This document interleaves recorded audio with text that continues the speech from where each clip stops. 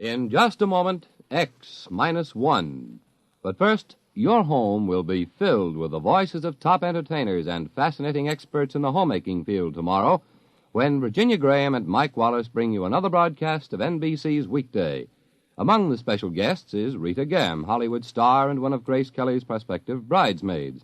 And Rita will be joined by a singer whose unique style is well known to his many fans, Johnny Ray. Then from Britain, it's actor Trevor Howard. Meet them all tomorrow when NBC's Weekday brings you another day of fact and fun on this station. Now stay tuned for X-1 on NBC. Countdown for blast-off. X-5, 4, 3, 2, X-1, fire.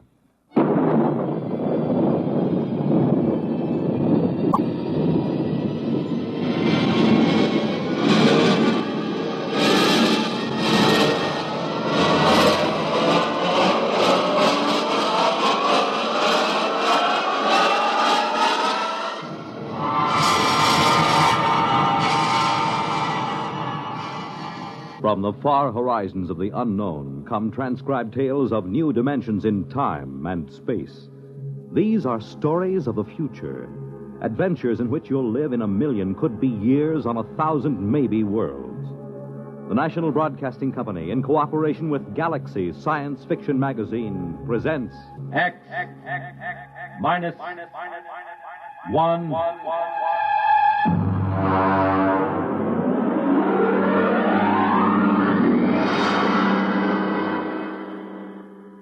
Tonight, a story by Frederick Pohl, Tunnel Under the World.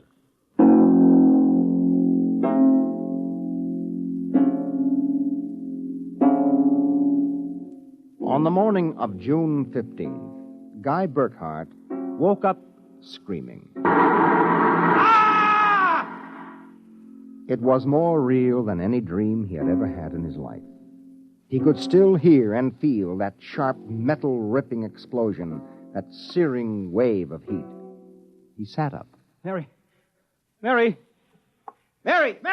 Guy, what's wrong? You're trembling. Where were you? In the kitchen cooking breakfast. What is it? I don't know, a dream, I guess. An explosion. Did you say an explosion? Yes. But that's the dream I had. What? I dreamed there was a big explosion, and then something sort of hit me on the head. Holy smokes me. Maybe there really was some sort of explosion, and it started us dreaming. Well, there'll be an explosion down at your office if you don't hurry and get to work.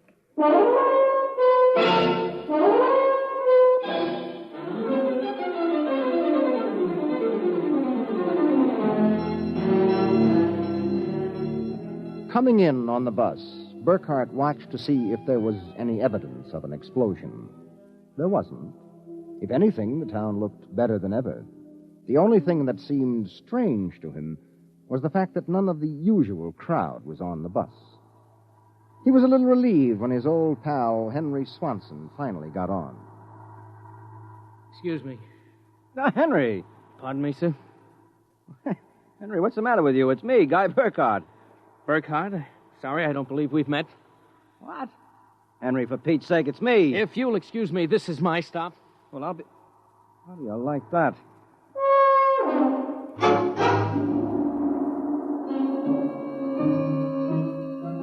Guy Burkhart got off in front of the gigantic Contro Chemical Building, took the elevator to the 98th floor where he had worked in the accounting department for 12 years.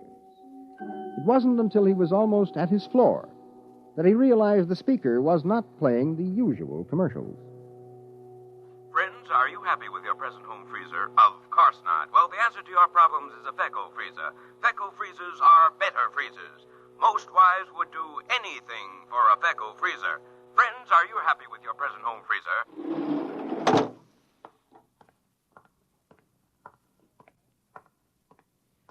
Morning, Miss Horn. Good morning, Mr. Burkhart.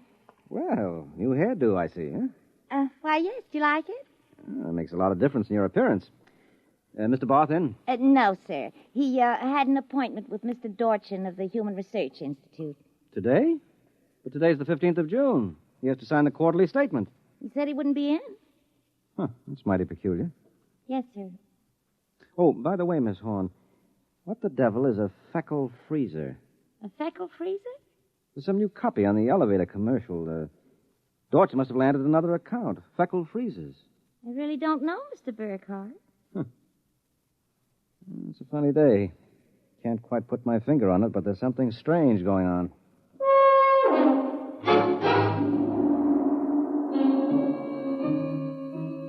He couldn't shake the thought out of his mind. It persisted all through the day and through dinner. He was still brooding as he and Mary got ready for bed. Tired, dear? Oh, no. Anything wrong? I don't know. Well, I guess I'll get a good night's sleep. Coming? I think I'll sit up and read for a while. Well, good night, darling. Night, dear.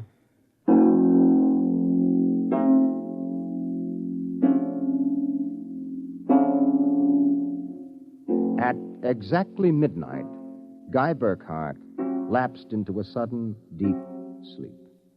And the following morning, he woke up, screaming. Darling, what is it? What's wrong? Oh, nothing. Bad dream, I guess. Oh, you gave me such a shock. I seem to be having a lot of nightmares lately. Really? Yes, the one I had yesterday. This was the same. A big explosion and then nothing. You had a dream yesterday? Well, of course I did. You had the same sort of dream. I? Guy, you're mistaken. I don't remember dreaming. Oh, now, Mary, you told me. Guy, you're mistaken. But, Mary, you... Maybe you dreamed I had a dream. Maybe... Well, yes, I might have done that, I suppose. Everything did seem sort of strange yesterday. Oh, that's probably it. You better get dressed, dear. Today's the 15th. That's when the quarterly statement... 15th? Yes. Well, it must have been a dream, because yesterday was the 15th.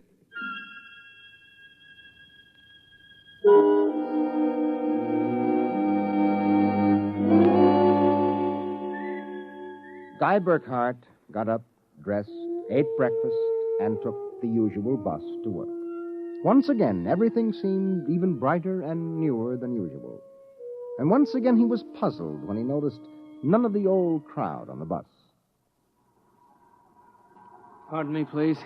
Well, look, don't shove so. Oh, morning, Henry. Morning. For God's sake, don't talk to me. What is it? You being followed or something? Don't you know? I was sure you remembered. Remembered what? I can't talk. This is my stop. Will you excuse me, please? Well, Henry, for Pete's sake.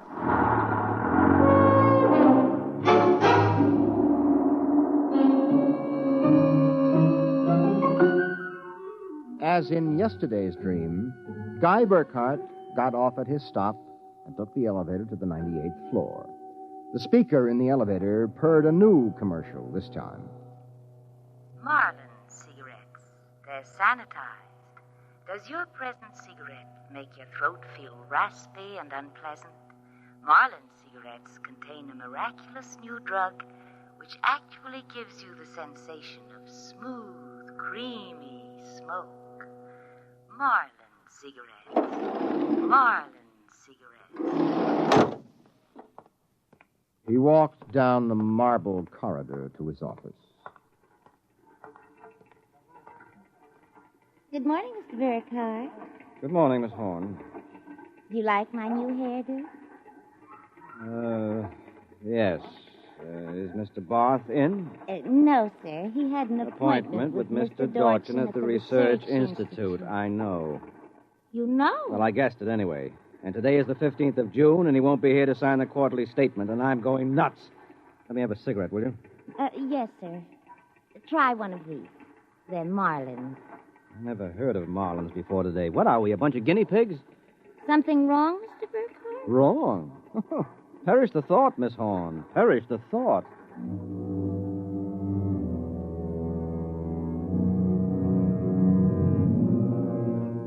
He went to his desk and stared at the mail. Before he opened it, he knew that the factory distributor's envelope contained an order for 12 new electronic computers. He knew that the Development Journal contained an article about a new method of transprinting selective brain circuits of human engineers onto the electric brain circuits of robot engineers to facilitate the operation of automatic factories. He knew that there was a complaint from Feinbeck & Sons about the Contro Chemicals' newest household robot circuit. After a long while, he forced himself to open them. They were exactly as he suspected. Hello? This is Swanson, Henry Swanson. What is it? Do you remember? Remember what? Just remember. All right, now listen, Henry, let's stop playing games. Yesterday, either I was dreaming or you snubbed me on the bus. Today, the same thing happens. Oh, you do remember, thank heavens. I thought so when I saw you, but I couldn't be sure. Well, what is it you want? Listen, tomorrow morning, when I get off the bus, you get off with me. Be casual. They may be watching. Who may be watching? Swanson! Hello!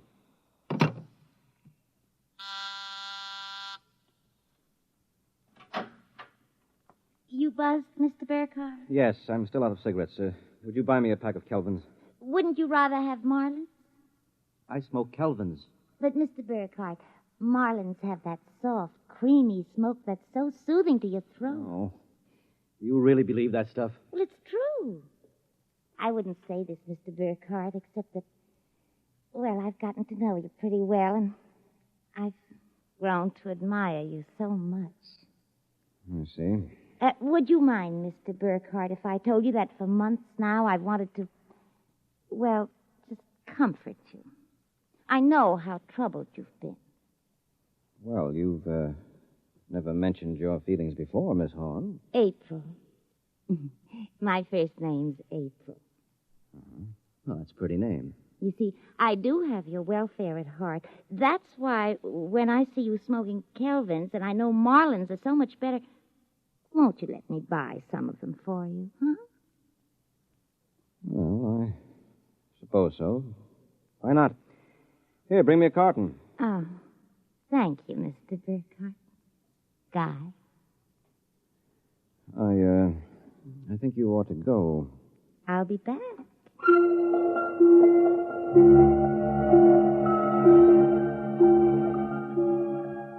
There was something wrong.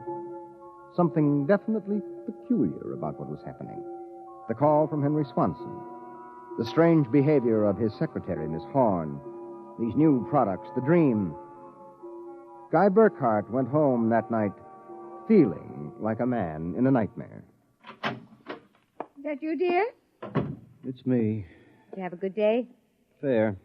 Oh, before you sit down, will you go down in the cellar and put in a new fuse? The switch in the hall closet blew out. I shut it off. Okay. Supper will be ready in a minute, so don't start fooling around with that old boat hull you've been building. I won't.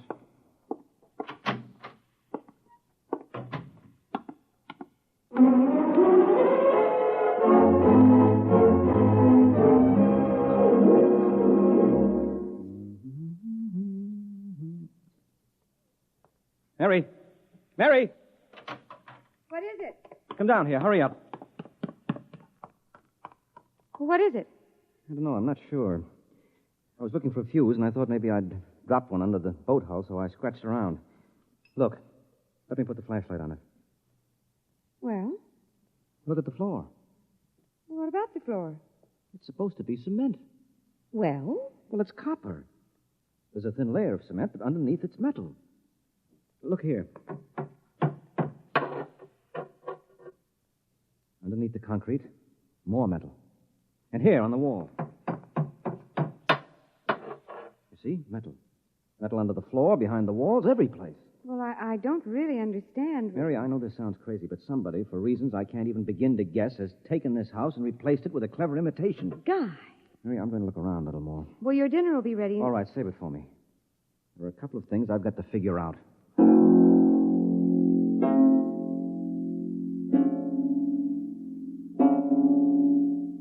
The following morning, Guy Burkhardt woke up screaming.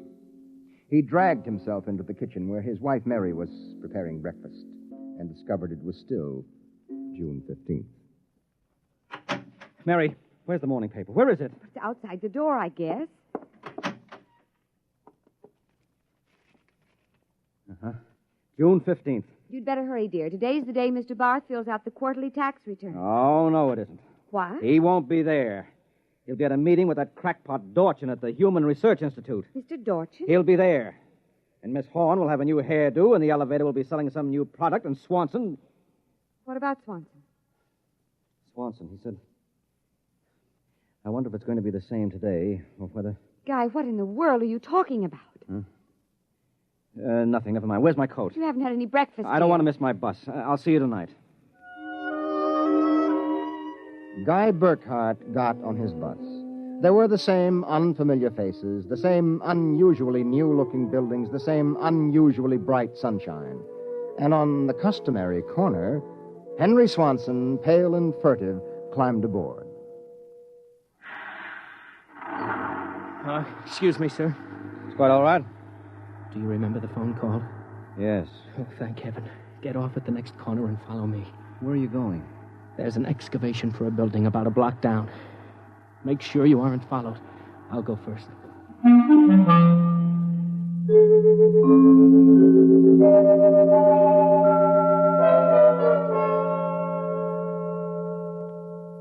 Burkhart. Here, behind the fence. All right now, Henry, what's this all about? I'm not sure. At first I thought perhaps they were Russians. Now I'm beginning to think they're Martians. No humans could have accomplished what they've accomplished. Now, wait a minute. Start from the beginning, Henry. What's going on? Look, Burkhart, peculiar things have been happening to you, right? Yes? A lot of your friends are missing. Your house seems changed. There's something stranger than that. The date. Today is June 15th. Yet I could swear yesterday was June 15th and the day before that. You got it, friend. It's always June 15th. And you and I are the only ones who know it. But why, Henry? How? I'm not sure. I think it's some sort of mass hypnosis or something. Well, why doesn't it work for us? My wife, Mary, doesn't remember a thing. Somehow, when it happened, they missed us. We were protected from the full force of the rays or whatever they used. Burkhart, where were you on the night of the 14th, about midnight? Let me see, that was Sunday night. Yes. Yeah, I was down in the cellar under the boat I'm building. I was in my darkroom developing some pictures. This just doesn't make any sense to me. Russians, Martians. What makes you think that? I've seen them. Where? At the end of the tunnel. What tunnel? The one they built under Tylertown. A tunnel under Tylertown? Yes, that's right. It's made out of copper or some alloy. Copper? Wait a minute. I found a copper layer under my cellar floor last night. So did I. That's how I discovered it. I found a way to get in, too. It's at the bottom of this excavation. Holy mackerel. Henry, why don't we tell the police? Because we can't trust them. Even the police may be Martians in disguise. Oh, come on now. You're being melodramatic. Oh, am I? Well, you just come with me. Where? Into the tunnel. I'll show you.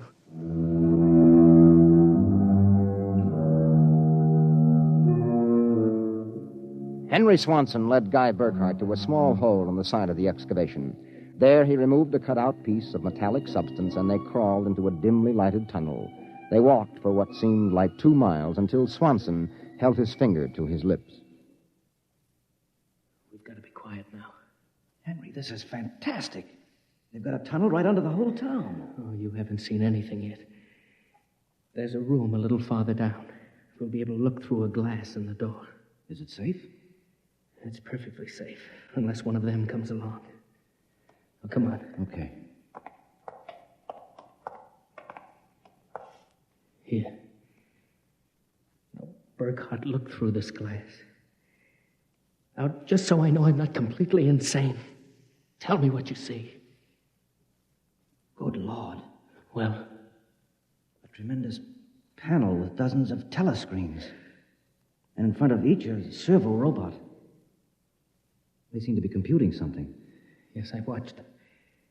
They're evaluating data from the screens. Have you gotten a chance to look at the data on those screens? No. I've been afraid to go in. There might be a warning circuit somewhere. Well, if we knew what those robots were working on, we could go to the authorities.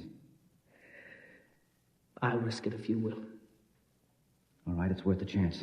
We're lost anyway. Okay. Open the door.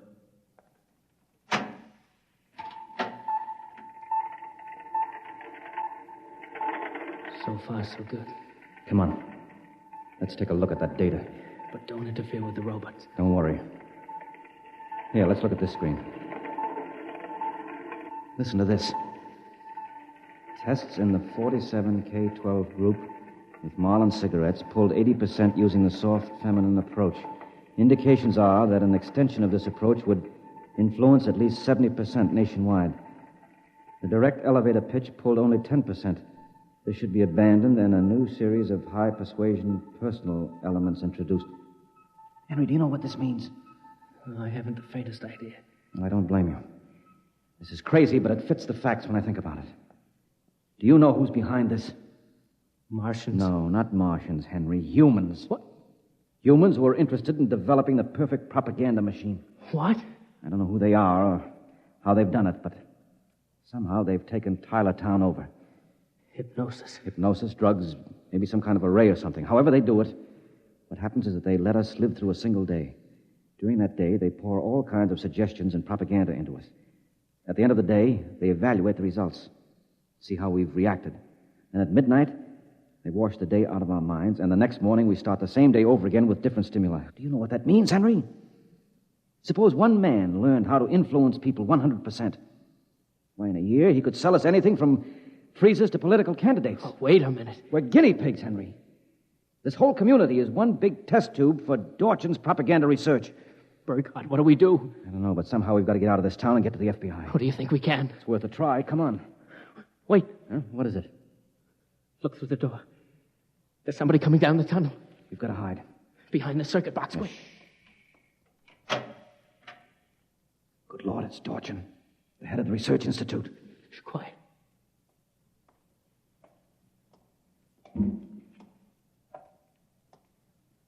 All right, Burkhardt, come out. We know you're in this room. Miss Horn has informed us that you remember. I must warn you that it's useless to buck us. Come out peacefully. Let our maintenance crew adjust you properly so you don't remember from one experiment to the next.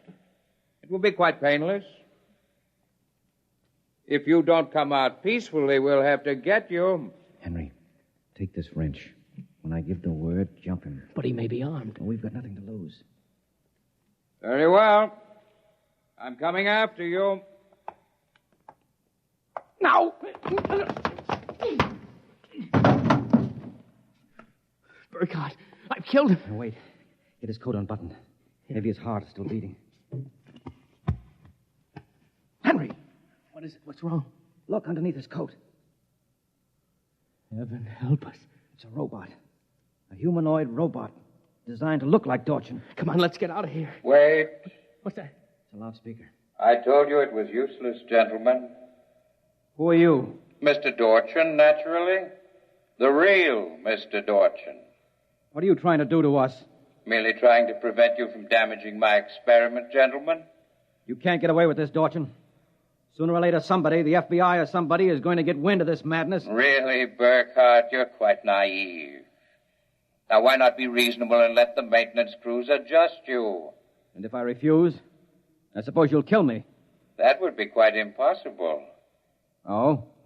You see, Burkhardt, you're already dead. Dead? You're shocked. It's quite true.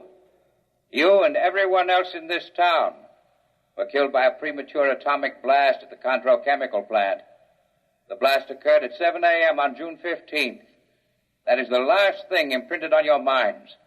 That is why you wake up screaming each morning. No, it isn't true. But it is. What I and my associates did was take the brain circuits from your dead bodies. We stored them in electrochemical batteries till we had a chance to rebuild the cities and begin our tests. Do you think I believe a fantastic tale like that? I imagine you find it incredible. Of course, we didn't rebuild everything exactly. After all, it only has to last for a single day, June 15th. At midnight, we turn off the power and wash out the memory of the day. You and your friend Swanson, unfortunately, have defective circuits. You remember. Burkhardt, it's no use. We're trapped. Give up. No, not me. What can we do? We can make a run for it down the tunnel. Come on. It's useless, Burkhardt. Keep going. It's useless, useless, useless.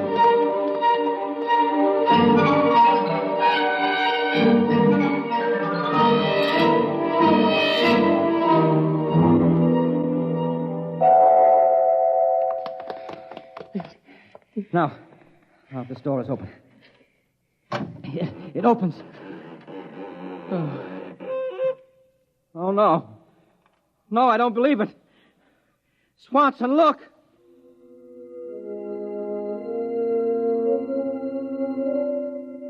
They were standing on a ledge of smooth, finished metal. At their feet, the ledge dropped away into a chasm so deep they could not see the bottom.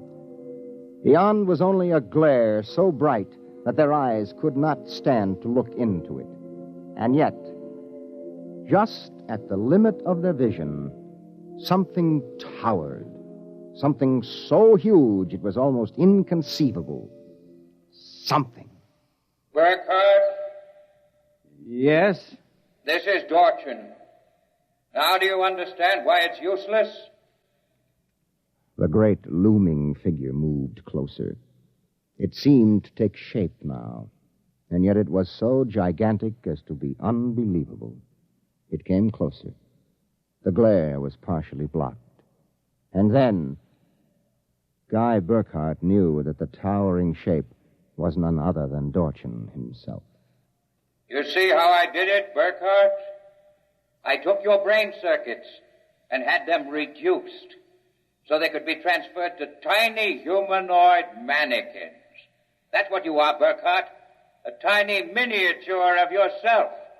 And this city, this whole experiment I'm conducting, is built on a tabletop.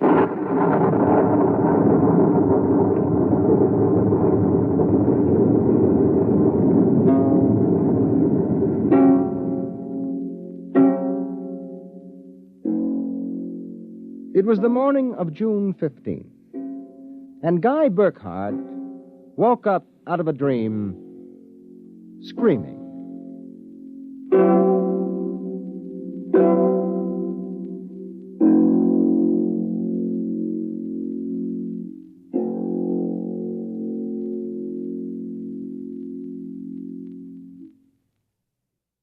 You have just heard X-1, presented by the National Broadcasting Company in cooperation with Galaxy Science Fiction Magazine, which this month features another story by tonight's author, Frederick Pohl.